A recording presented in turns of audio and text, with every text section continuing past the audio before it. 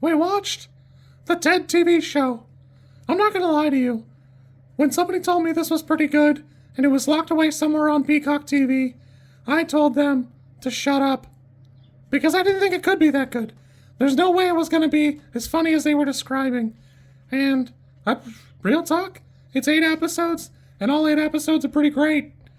You don't know this about me, but, I liked early Family Guy, but I've always loved American Dad. It's like one of my comfort shows now. And, I've seen Futurama 8 million times, so sometimes it's easier to put on, like, American Dad, because I've seen it a little bit less, and I can just, like, throw it on while I'm doing something else, and it's like, comfort food, that type of thing.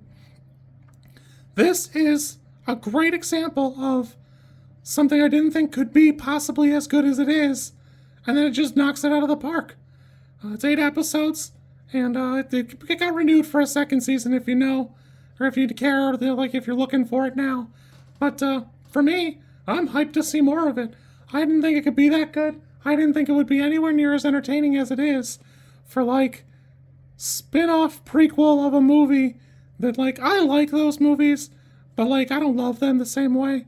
They're fun, they're good, but I can see why we're probably never going to see Ted 3, personally, but I would watch it, I don't care.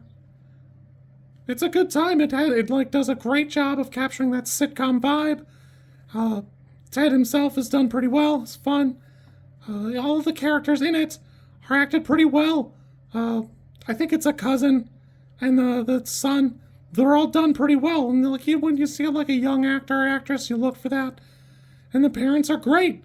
I'm stunned how good these characters do in the show and how good the show is. Granted, I can recognize that, like, the cast of the characters is definitely like an amalgamation of everything we've done in American Dad, including, Roger is kind of what Ted is, in like a more in-your-face way, but at the same time in a less, like, garish persona. And again, I do like some of Seth MacFarlane's work, so it's definitely here. I think it's cool that, like, Mark Wahlberg was too occupied to do, like, a Ted TV show, so it became a prequel, because I think that this is a great project of somebody adapting and being great. We just talked about Independence Day Resurrection and how that's kind of a fumble and a miss. Well, this is an example of somebody who adapted and did great. I would have never thought this show could be that good, or that the cast would really shine the way it does. The house is the Leave It to Beaver house, and then the school is the Back to the Future thing. I think that's awesome. Super good, super great. If you're thinking about watching a show and you would watch one on Peacock, I think it's worth a watch. This could be the one.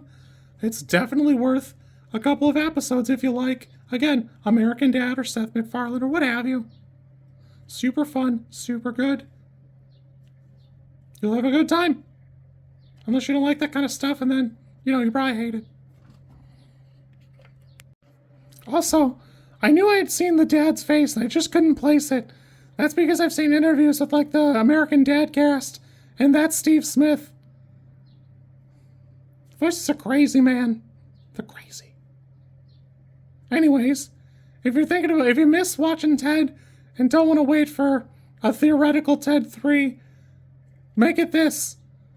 Not only is it wildly expensive to produce and almost got canceled like a bunch of times, but season 2 will be out, eventually. Super fun, super good.